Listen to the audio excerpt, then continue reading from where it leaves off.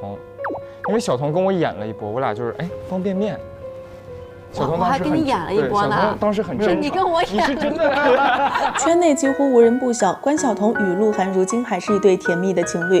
毕竟公开恋爱已经有了4年的时间，却可见鹿晗与关晓彤的恋情没有任何进展，两人的关系早就传遍了五湖四海。按理说，关晓彤都成为一个漂亮的小女生，鹿晗早就迈进30+的门槛，相对的谈婚论嫁对两人来说已经不是什么羞耻的话题。随着关晓彤的成长所改变的，不仅自身更加漂亮的颜值形象，还有更加聪明智慧的眼光，能跟鹿晗保持非常稳定的感情。可见在关晓彤的眼中，鹿晗一定是个不能多得的好男人了，瞒着所有人偷偷发展感情。每当被追问起另一半的生活，关晓彤却完全隐瞒不住上扬的嘴角。一次，关晓彤被问难道不会讨厌鹿晗打呼吗？而关晓彤漏嘴一句不会因为自己讨厌打呼而责怪对方，反而会学着慢慢适应，可谓是让鹿晗不淡定了。